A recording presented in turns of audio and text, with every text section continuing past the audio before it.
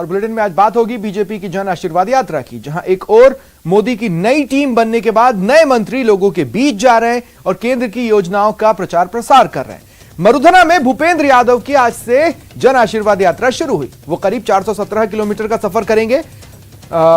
साथ ही बात करेंगे इस यात्रा पर कांग्रेस के तंज की। इस यात्रा को जन धोखा यात्रा करार दिया है कांग्रेस ने, और केंद्र और बीजेपी पर महंगाई, बेरोजगारी और भुखमरी को लेकर जमकर प्रहार किए। साथ ही बात करेंगे इस यात्रा पर उठ रहे सवालों की, जो सीधे सीधे आपसे, हमसे जुड़ा है, क्योंकि कोरोना की तीसरी लहर की आशंका के बीच ऐसी राजनीतिक यात्रा जिसमें कोरोना गाइडलाइंस को एकदम साइडलाइन कर दिया गया, क्योंकि इस यात्रा में कार्यकर्ताओं के बीच न तो दूरी दिखी, न ही मास्क, और तो और न तो चिंता दिखी, न नेताओं, न सुरक्षा कर्मियों को, जो वाकई में लोगों को किसी बड़ी मुसीबत में डाल सकता है। तो चलिए बात करते हैं केंद्रीय मंत्री भूपेंद्र यादव की जन आशीर्वाद यात्रा की, जिसकी आज से शुरुआत हो चुकी है। भूपेंद्र यादव 3 दिन में राजस्थान में 417 किलोमीटर की दूरी तय करेंगे। इन 3 दिनों में वे 40 जगहों पर प्रदेश की जनता से संवाद करेंगे, केंद्र की योजनाओं की समीक्षा करेंगे।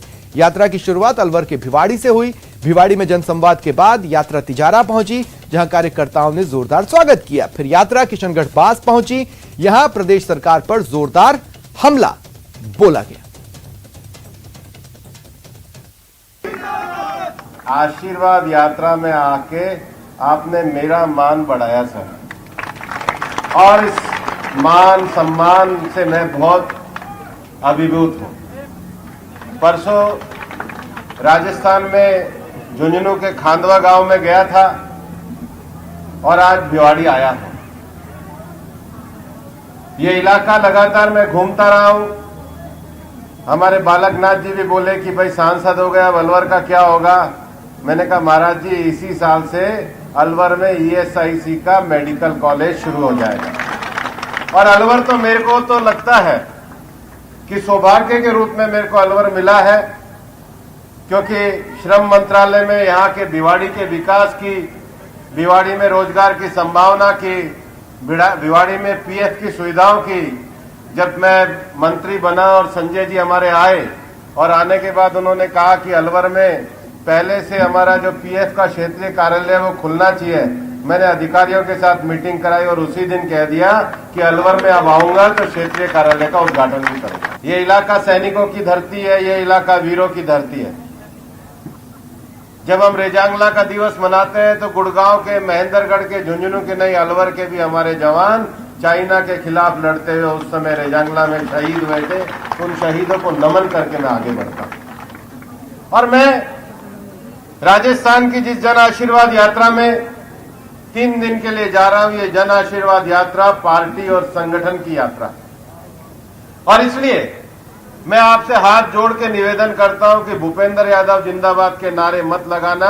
अगर नारे लगाने हैं तो यात्रा में केवल भारत माता की जय और भारतीय जनता पार्टी जिंदाबाद के नारे, और भारत माता की जय के नारे को ही प्रधानमंत्री नरेंद्र मोदी जी ने आगे बढ़ाने का काम किया है। आज हम जितने भी मंच पर लोग बैठे हैं, प्रधानमंत्री नरेंद्र मोदी जी के सिपाही बनकर के जनता का आशीर्वाद उनके लिए और देश में उनकी सेवा के लिए, सम्मान के लिए हम निकले। ये यात्रा प्रधानमंत्री जी के उन संकल्पों के आशीर्वाद के लिए है, जो आत्मनिर्भर भारत को बनाने के लिए, आत्मनिर्भर भारत की संरचना को आगे बढ़ाने के लिए, वो लगातार जिसके लिए कर्मयोगी बनकर के काम कर रहे हैं। हमने जन कल्याणकारी योजनाएं चलाई। 5 साल तक राजस्थान में सरकार चली, केवल जन कल्याणकारी योजनाओं की सरकार चली, और अब तो 3 साल से सरकार चल रही है। दिल्ली में मेरे को पत्रकार कहते हैं साहब सरकार नहीं चल रही है, पिक्चर चल रही है। मैंने कहा कौन सी? बोले किस्सा कुर्सी का। अभी तक समझ में नहीं आ रहा है इसमें बैठेगा कौन, और खेल भी चल रहा है तो रुमाल झपटने का। कभी पायलट साहब खींच रहे हैं और कभी गहलोत साहब खींच रहे हैं। राजस्थान को किस्सा कुर्सिका से बचाना होगा और भारतीय जनता पार्टी की सरकार ला करके फिर से राजस्थान में कमल को खिलाना होगा। आप सब जानते हो मित्रों, हिंदुस्तान की राजनीति में 70 वर्षों में 50 वर्ष तक केवल एक पार्टी, एक परिवार, एक वंश को राज करने का मौका मिला। लूट और झूठ के अलावा उनका कोई इतिहास नहीं है। इस देश में जनसंघ ने संघर्ष शुरू किया और देश के मुद्दों पर एक लंबा संघर्ष किया। जब राज का सत्ता का अवसर आया तो अटल बिहारी वाजपेयी जी ने सुशासन और विकास के जरिए 36 कौम को साथ लेकर हिंदुस्तान के करोड़ों किसानों के जीवन बदलने का काम किसान क्रेडिट कार्ड के जरिए किया। इस देश में गांव की सड़कें बनाने का काम किया। इस देश के किसान और गरीब की फसलों की बीमा का काम किया। और उसके बाद वाजपेयी जी के उस स्वर्ण युग के बाद जिसमें हिंदुस्तान परमाणु की ताकत बनकर खड़ा हुआ, उसके बाद देश की राजनीति में एक बदलाव आया। 2014 में नरेंद्र मोदी जी जैसे शख्स ने 36 कौम को साथ लेकर भ्रष्टाचार, अराजकता, वंशवाद, जातिवाद के खिलाफ आप सब लोगों ने बड़ा समर्थन दिया और हिंदुस्तान की जनता एक मजबूत नेतृत्व के साथ खड़ी हुई। छोटी छोटी योजनाएं जिनके जरिए लोगों का जीवन बदला, और ऐसी योजनाएं आप कल्पना नहीं कर सकते। 500 वर्षों का संघर्ष, और राम जी खुद यहाँ हिंदुस्तान की धरती पर संघर्ष करते थे अपने अस्तित्व के लिए, लेकिन भगवान राम का महिमा मंडन काम करने का काम अयोध्या की धरती पर प्रधानमंत्री मोदी जी के हाथों पर हुआ। और यही कारण है कि मोदी जी ने 11.5 करोड़ किसानों को देश में पहली बार प्रधानमंत्री किसान सम्मान निधि के नाम से 1,36,000 करोड़ रुपया हिंदुस्तान के किसानों के खाते में डलवाया। मित्रों, कांग्रेस के खाते में क्या है? वंशवाद, परिवारवाद, जातिवाद, भ्रष्टाचार, अराजकता, विग्रह, असंतोष, ये सब है। और 2.5 साल की अशोक गहलोत के राज में तो मुझे कुछ कहने का अवसर नहीं। किसी का कर्जा माफ हो गया हो तो बता देना, किसी की नौकरी लग गई, भत्ता मिल गया हो तो बता देना, लूटपाट की घटनाएं रुक गई हो तो बता देना। राजस्थान की धरती पर 5.5 लाख मुकदमे पहली बार दर्ज हुए। इसलिए मित्रों, मुझे लगता है कि अब अशोक गहलोत सरकार और कांग्रेस पार्टी ये देश में मुक्त होने का एक आखिरी सपना, बचने का सपना देख रही है। कच्छ से लेकर कामरूप तक, कश्मीर से कन्याकुमारी तक मोदी जी ने ऐसी मोतियों की माला पिरोई कि जिसमें महिलाओं को, अन्य पिछड़ा वर्ग को, अनुसूचित जाति के भाइयों को, जनजाति के भाइयों को, ऐसे 40 लोगों को नए मंत्रिमंडल में स्थान देकर और देश के लोगों को एक भरोसा पैदा किया। बीजेपी की जन आशीर्वाद यात्रा पर कांग्रेस ने प्रहार किए। मंत्री खाचरियावास ने प्रेस कॉन्फ्रेंस कर बीजेपी पर जनता से झूठ बोलने का आरोप लगाया और कहा यह जन आशीर्वाद यात्रा नहीं, जन धोखा यात्रा है। राजस्थान में जब ऑक्सीजन की जरूरत थी, आम आदमी कोरोना संकट में तड़प तड़प कर मर रहा था, राजस्थान का मुख्यमंत्री हाथ जोड़कर आपसे भीख मांग रहा था, तब आप कहां चले गए थे? तब आप महलों में बैठे थे, दिल्ली में कैद थे, आप बाहर नहीं निकले, आपने कभी अस्पतालों में जाकर सुध नहीं ली, ट्रीटमेंट नहीं किया। और आज भारतीय जनता पार्टी यदि आई है तो मेरी खुली चुनौती है बीजेपी के इन सब मंत्रियों से 1.5 वर्ष का हिसाब दे दें। बताना चाहिए कर्मचारी, व्यापारी, मजदूर, किसान, विद्यार्थी, कौन से वर्ग के लिए आपने क्या किया?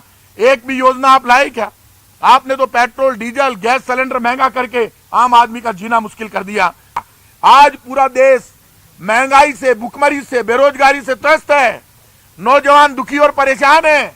बीजेपी के लोगों, यदि आप ईमानदार हो और कुछ करना चाहते हो तो हमारी सरकार ने तो महात्मा गांधी ग्रामीण रोजगार गारंटी कानून लगाया, आप शहरों में रोजगार गारंटी कानून लागू करो। ये जन आशीर्वाद यात्रा नहीं है, ये जन धोखा यात्रा है। जनता के साथ जो धोखा किया है उसका, और किसानों के साथ जो धोखा किया, देश के साथ जो धोखा किया, वो धोखा यात्रा है। इनको कोई समर्थन नहीं मिल रहा। और अब हम आपको कुछ तस्वीरें दिखाते हैं जो चीख चीख कर कह रही हैं ये गलत है, गलत है, गलत है। ये तस्वीरें हैं बीजेपी के जन आशीर्वाद यात्रा की।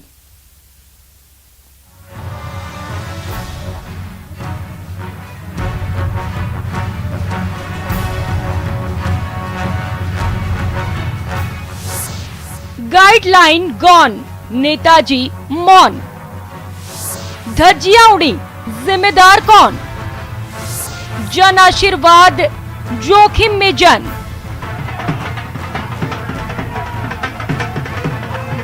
न मास्क, न 2 गज की दूरी, गाइडलाइन न मानने की ये कैसी मजबूरी? तस्वीरें बीजेपी के जन आशीर्वाद यात्रा की हैं। लेकिन जनता के आशीर्वाद के चक्कर में जन की जान ही जोखिम में डाल दिया।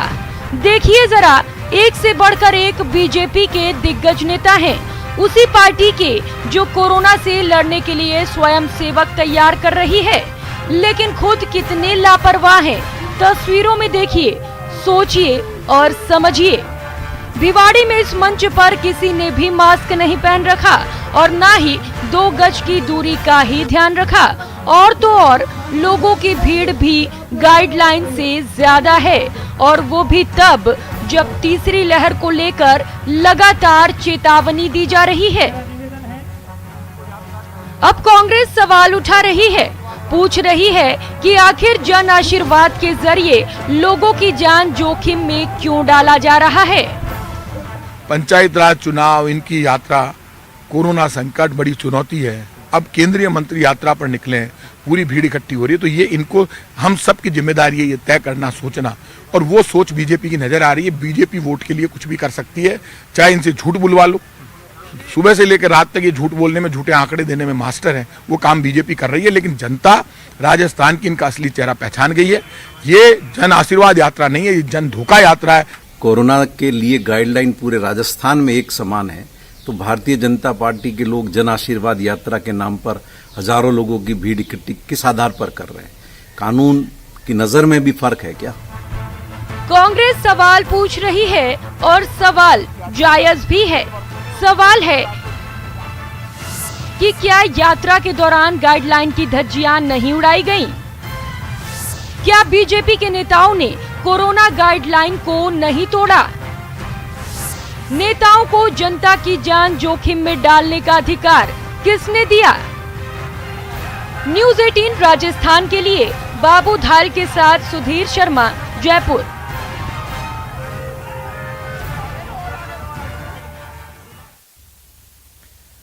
और अब बात करते हैं राजस्थान इनोवेशन विजन कार्यक्रम की, जो कि कल होने वाला है। कार्यक्रम का वर्चुअल आयोजन होगा। राजीव गांधी की जयंती पर विशेष कार्यक्रम है। कल सुबह 11 बजे से यह कार्यक्रम शुरू होगा। IT for good governance theme पर यह कार्यक्रम रखा गया है। कई आईटी सर्विसेज भी इस दौरान लॉन्च होंगी। सीएम गहलोत ने ट्वीट कर इसकी जानकारी दी है। सीएम ने ट्वीट कर लिखा, पूर्व प्रधानमंत्री स्वर्गीय श्री राजीव गांधी जी की जयंती पर कल शुक्रवार को प्रातः 11 बजे सूचना तकनीक से सुशासन IT for good governance theme पर राजस्थान इनोवेशन विजन राजीव 2021 कार्यक्रम का वर्चुअल आयोजन किया जाएगा। कार्यक्रम में विभिन्न आईटी सर्विसेज को लॉन्च करेंगे।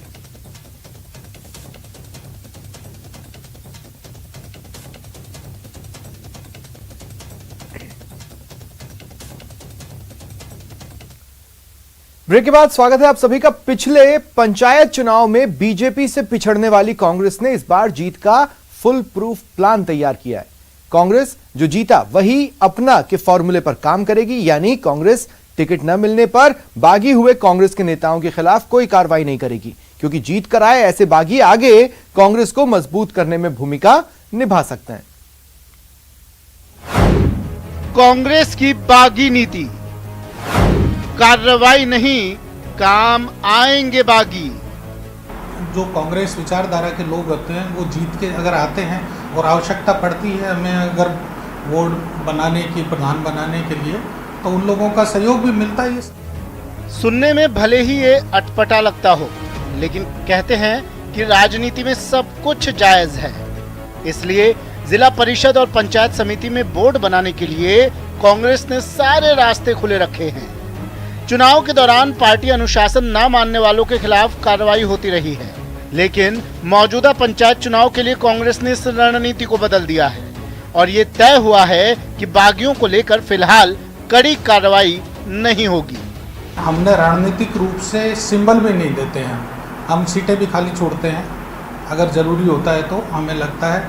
और उसके बाद में जो कांग्रेस विचारधारा के लोग होते हैं वो जीत के अगर आते हैं और आवश्यकता पड़ती है हमें अगर बोर्ड बनाने की, प्रधान बनाने के लिए, तो उन लोगों का सहयोग भी मिलता है। चुनाव में टिकट चाहने वालों की लंबी कतार के कारण भी ऐसे हालात बनते हैं जब एक टिकट को लेकर कई दावेदार सामने होते हैं।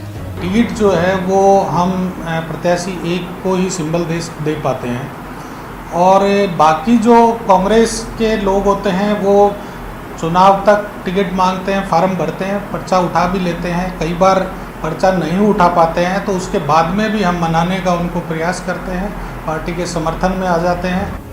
हालांकि बागियों की बढ़ती संख्या के मद्देनजर कांग्रेस संगठन का दावा है कि पार्टी को नुकसान पहुंचाने वालों के खिलाफ कार्रवाई भी हो सकती है।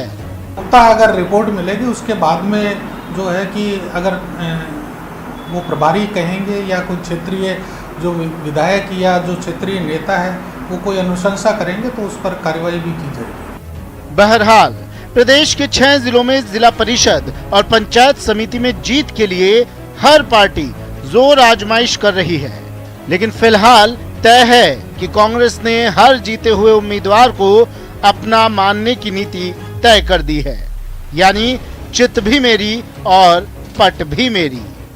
न्यूज़ 18 राजस्थान के लिए दिनेश शर्मा की रिपोर्ट। और वक्त चला एक ब्रेक का। ब्रेक के बाद देखेंगे लव, जिहाद और मर्डर।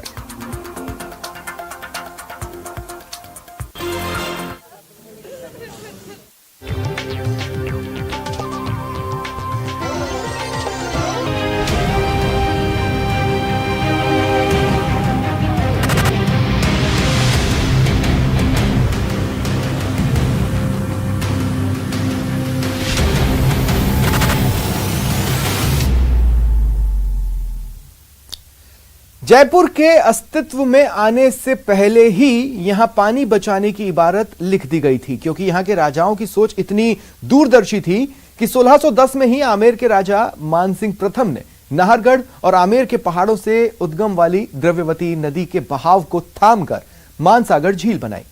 इस झील पर उस दौर में बांध बनाया गया जब प्रदेश में जल संरक्षण के बारे में इतना आगे तक सोचा ही नहीं गया था।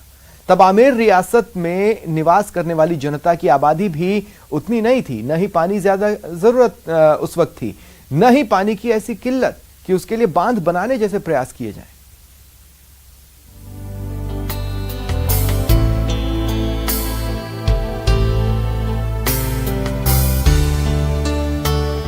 पुराने ज़माने में राजा महाराजा आम जनता के पानी वगैरह का बड़ा ध्यान रखते थे। उस दृष्टि से बावड़ियाँ और तालाबों को डेवलप किया जाता था, तो उस दृष्टि से इसको डेवलप किया गया था। ये आमेर के शासकों की दूरदर्शी सोच ही थी। उन्होंने वक्त से पहले भविष्य की जरूरतों को भांप लिया था। आज जिस जमीन पर जयपुर बसा है वो जमीन 1610 में एक बियाबान जंगल के सिवा कुछ न थी। हालांकि आमेर शासकों ने पहले से ही आमेर के मावठे और छोटे बड़े सागर के माध्यम से जल संचय करना शुरू कर दिया था। उसके बावजूद आम जनता की जरूरत और किसानों को खेती के लिए पानी उपलब्ध कराने के लिए आमेर के शासकों ने मानसागर झील बनाई। जब निर्माण किया जा रहा था तब जयपुर के पास कोई बड़ा बांध, तालाब या नदी नहीं थे। जयपुर के निर्माण में भी इस झील ने महत्वपूर्ण रोल अदा किया। जल महल जो 1799 में बसाया गया था, जल महल और हवा महल एक ही राजा के द्वारा बसाया गया था। ये हिस्टोरिकल प्लेस है सर, लेकिन सर हवा महल को तो बहुत टूरिस्ट जानते हैं, जल महल की केयर की नहीं जाती है। जल महल मानसागर लेक के नाम से भी फेमस है। मानसागर लेक किसने बनाई थी आप जयपुर में पूछेंगे 90% लोगों को पता नहीं है मानसागर लेक कौन सी है सर। कि जब जल महल बना था, महल नीचे से बनाया गया था, उसके चारों तरफ थोड़ा थोड़ा पानी हुआ करता था। आइए आपको बताते हैं मानसागर झील क्यों है जयपुर के लिए जरूरी और क्या थी इसकी खासियत। जयपुर से भी पुरानी है मानसागर। 1610 में राजा मानसिंह ने करवाया था निर्माण। द्रव्यवती नदी के पानी को रोककर करवाया झील का निर्माण। 1799 में राजा जयसिंह द्वितीय ने मानसागर में जल महल का निर्माण करवाया। 300 एकड़ में फैली इस झील की भराव क्षमता 15 फीट थी। झील के बढ़ने के साथ ही पास के कुएं, बावड़ियां होती थी लबालब। मैं यहाँ पर आई थी जल महल देखने के लिए, as it is so beautiful, but the only concern today is थोड़ा सा जो पानी है वो कंजर्व हम कम तरीके से कर पा रहे हैं, बिकॉज पोल्यूटेड वाटर हो रहा है एंड एडवांस टेक्नोलॉजी से हम इसको कंजर्व कर सकते हैं जल महल को, विच इज़ वेरी प्रेशियस, जो हमारे संस्कृति के लिए बहुत ही ज़रूरी है जल महल, और टूरिज्म के लिए भी it is a important touristic site. बदलते दौर के साथ मीठे पानी की ये झील अब शहर की सबसे प्रदूषित जल स्रोत में तब्दील हो चुकी है। वक्त के साथ झील का आकार 300 एकड़ से सिमटकर 225 एकड़ के करीब ही रह गया है। उस दौर में इस झील से आसपास के इलाकों का जलस्तर बढ़ा, पूरे क्षेत्र में सिंचाई की जरूरत पूरी की गई।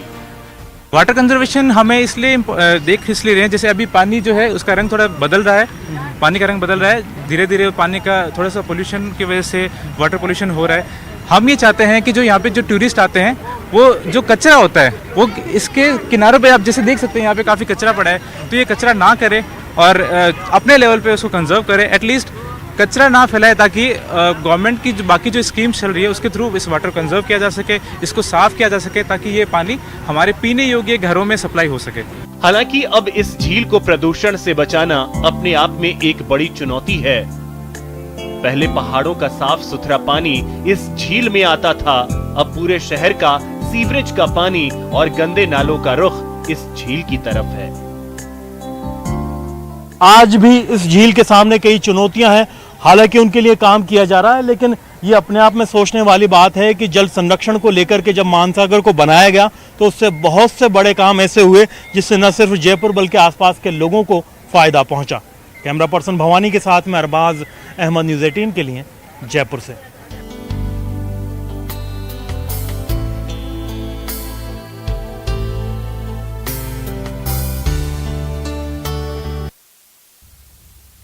न्यूज़ 18 की मुहिम पानी के लिए परंपरा बचाओ अभियान पर यूडीएच मंत्री शांति धारीवाल ने बधाई दी। परंपरा बचाओ ये अभियान चालू किया है, निश्चित तौर पर इससे जो है ये बड़ा शानदार तरीके से लॉन्च किया गया है अभियान, क्योंकि निश्चित तौर पर घर घर जाकर के जो है वो पानी का इंतज़ाम किया जावे, पुरानी परंपराओं को वापस जो है उनको कायम रखा जावे, तो उसकी तरफ जनता का ध्यान आकर्षित करने के लिए और जनता को प्रेरित करने के लिए ये अभियान चलाया गया है। न्यूज़ 18 की मुहिम पानी के लिए परंपरा बचाओ अभियान पर विधायक जमवारामगढ़ गोपाल लाल मीणा ने बधाई दी।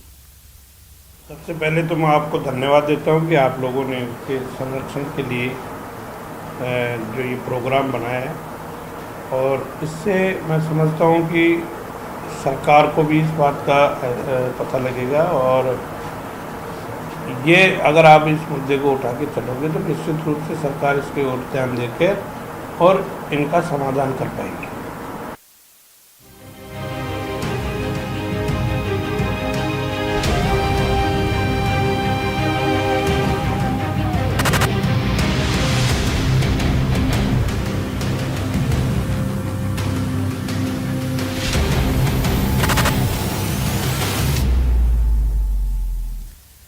राजनीतिक दल लाख दावे करे कि वो चुनावों में संगठन में काम करने वाले कार्यकर्ताओं को आगे बढ़ाते हैं, लेकिन जमीनी हकीकत यह है कि मंत्री और विधायक पुत्र मोह और परिवारवाद से आगे बढ़ ही नहीं पाए।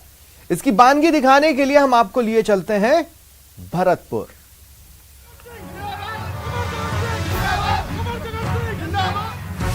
पंचायत चुनाव में वंश कार्ड,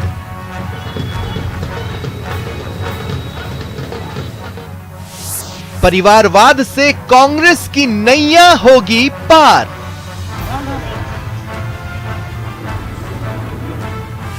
पंचायत की पिच पर बेटा बहू की बैटिंग,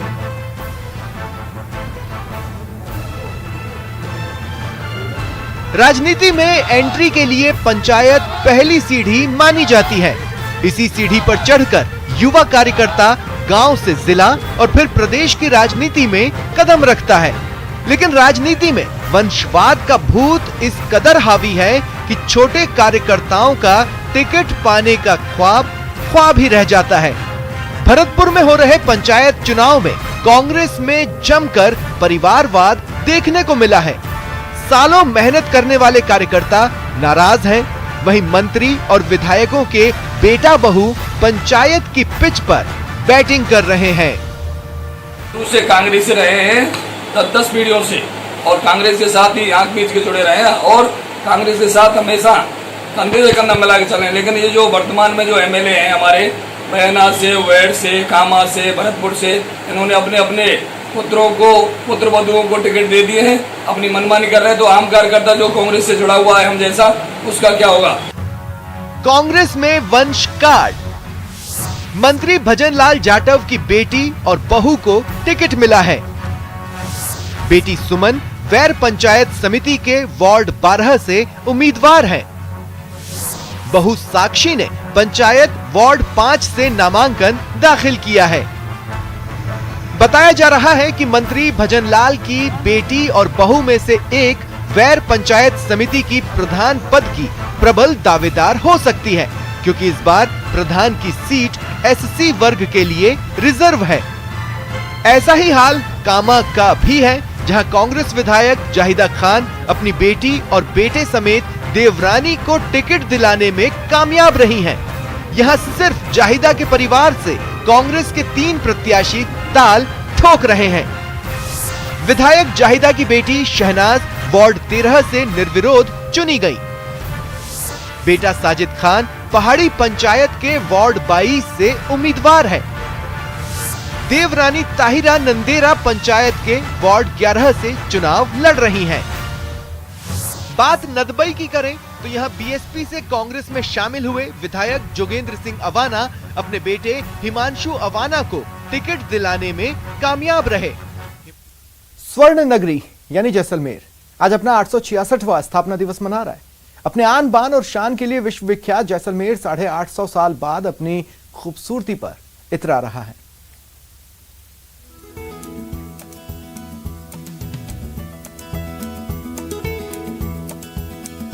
स्वर्ण नगरी अपना 866वां स्थापना दिवस मना रही है।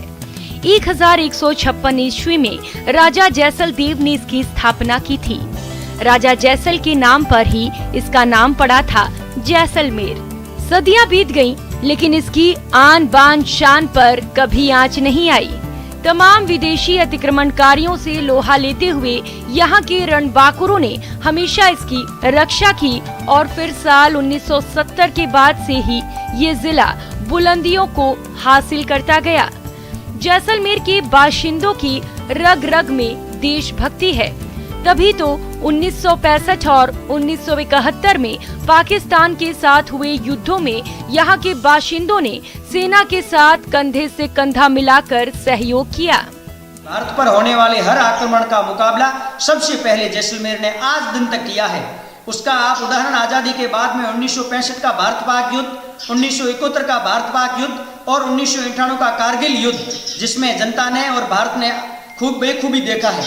पटवा हवेली की जो कारीगरी की बात करें, चाहे बादल विलास की बात करें, चाहे जवाहर निवास की बात करें, चाहे मंदिर पैलेस की बात करें, चाहे नाचना हाउस की बात करें, चाहे नटमल हवेली की बात करें, चाहे सालम सिंह हवेली की बात करें, चाहे यहाँ के आसपास के जो दूसरे इलाके उनकी बात करें, जैसलमेर की अनूठी कला जो है वो पर्यटकों को बरबस अपनी ओर आकर्षित करती ही है। भारत के इतिहास में जैसलमेर का गौरवशाली योगदान होने के बावजूद यहाँ के लोगों को बस एक कमी खलती है।